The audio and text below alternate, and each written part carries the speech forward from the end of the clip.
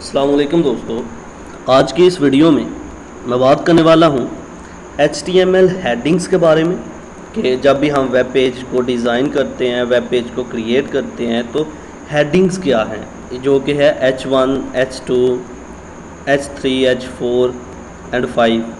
तो ये हेडिंग्स क्या हैं, इनके बारे में आज बात की जाएगी। तो चलिए शुरू करते हैं, ज़रा इसको प्रैक्टिकली देख लेते हैं। तो यहाँ पर मैं HTML टैग का यूज़ करता हूँ। यहाँ मैं हेड टैग का यूज़ कर लेता हूँ। टाइटल टैग दे दिया मैंने, जैसा कि पिछली वीडियो में भी देखा था आपने। टाइटल टैग मैंने पाक नेम रखा, ये क्लोज टाइटल टैग हो गया, और ये हेड टैग भी हमारा हो गया क्लोज। तो यहाँ पर बॉडी टैग स्टार्ट होता है। बॉडी टैग को मैं यूज़ करता हूँ। तो बॉडी टैग के अंदर मैं लिखता हूँ हेडिंग्स। हेडिंग 1 क्या है? H1। उसके लिए हेडिंग टैग के लिए H1 जो है, हेडिंग के लिए H1 टैग का यूज़ होगा। तो मान लो कि मैं यहाँ पर लिखता हूँ आई लव पाकिस्तान, ठीक है, आई लव पाकिस्तान मैंने लिखा यहाँ पर। तो अगर ये हेडिंग 1 है तो ये साइज़ में बड़ा होगा, ठीक है। तो इसी तरह हेडिंग 2 को अगर मैं लिखूं, हेडिंग 2 के लिए H2 का यूज़ करेंगे हम। तो यहाँ पर भी मैं लिखता हूँ आई लव पाकिस्तान, ठीक है। तो हेडिंग 2 भी क्लोज।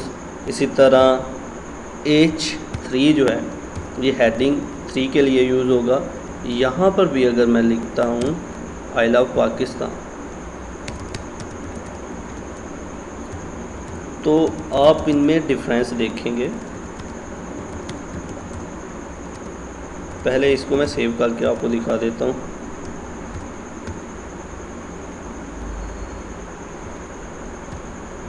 तो यहाँ पर मैं बॉडी टैग को नीचे क्लोज कर देता हूँ, और नीचे HTML टैग भी हमारा हो गया क्लोज। कंट्रोल S को मैंने प्रेस किया, इसको सेव किया मैंने। तो चलिए इसका प्रीव्यू देख रहे हैं। तो ये रहा इसका प्रीव्यू। हेडिंग 1 में क्या था? आई लव पाकिस्तान, वो साइज़ में क्या हो गया? बड़ा हो गया, देखें। इसी तरह हेडिंग 2 में भी आई लव पाकिस्तान था, वो साइज़ में थोड़ा सा छोटा हो गया है। हेडिंग 3 में भी यही मैंने लिखा, वो उससे छोटा होता जा रहा है। मतलब ये कि साइज़ जो है कम होता जा रहा है हेडिंग के हिसाब से, जैसे जैसे ये बढ़ती जा रही है। इसी तरह H4 को मैं अगर यूज़ करता हूँ तो ये उससे भी छोटा आएगा।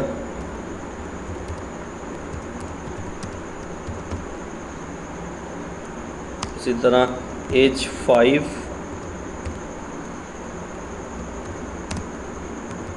ये उससे भी छोटा होगा।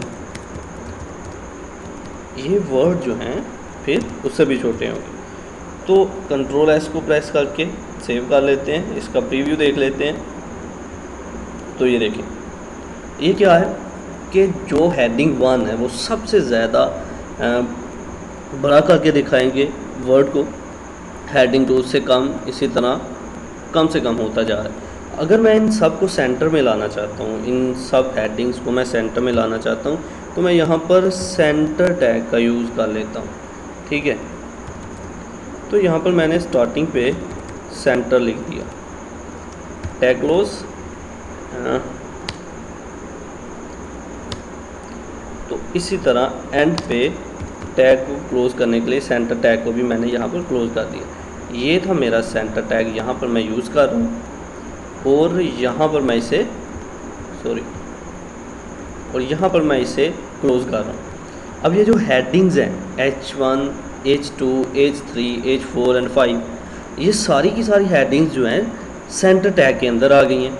इसका मतलब ये जितनी भी हेडिंग्स हैं इनके अंदर जितना भी कंटेंट मैंने लिखा हुआ है लव पाकिस्तान का, ये सारे का सारा पेज के सेंटर में आना चाहिए। तो कंट्रोल S को प्रेस करता हूँ, सेव कर लिया। अब इसका प्रीव्यू देखते हैं। अब देखें कि ये सारे के सारे वर्ड जो कंटेंट जितना भी मैंने लिखा था हेडिंग्स के अंदर वो सारा सेंटर में आ गया है। तो हमने आज जो कुछ सीखा वो ये था कि हेडिंग टैग्स क्या हैं, और हेडिंग टैग के बाद हमने ये भी देखा कि सेंटर टैग का क्या यूज़ है। सेंटर टैग जो है किसी भी किस्म के कंटेंट को वेब पेज में सेंटर में लाने के लिए यूज़ होता है।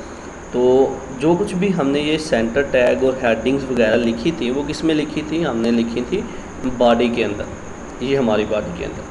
तो अब ये बॉडी क्या है, बॉडी अगर वेबसाइट के इस पेज को देखें, इस वेब पेज को देखें, तो ये जो जो कुछ भी हमें नज़र आ रहा होता है, ये जो सारे के सारा, ये जितना भी वाइट कलर का एरिया आपको नज़र आ रहा है, ये इसकी बॉडी है। तो ये बॉडी के अंदर हमने लिखा था, बॉडी के अंदर जो कुछ भी हमने कंटेंट अपलोड करने होते हैं वो सारे के सारे बॉडी में आते हैं। तो ये था आज का हमारा लेक्चर जिसमें हमने बात की हेडिंग्स के बारे में। आने वाली वीडियोस में हम एक नए टैग के साथ आएंगे, नए टैग के बारे में बात करेंगे कि वो किस तरह से हम यूज़ कर सकते हैं, किस तरह से हम किसी भी टैग को यूज़ करते हुए वेब को एक नया डिज़ाइन दे सकते हैं। तो आज के लिए इतना ही। आई होप कि आपको मेरी ये वीडियो पसंद आई होगी। Like this video, share this video and comment below this video if you have any question. Thanks for watching. Subscribe focus group. अल्लाह हाफिज़।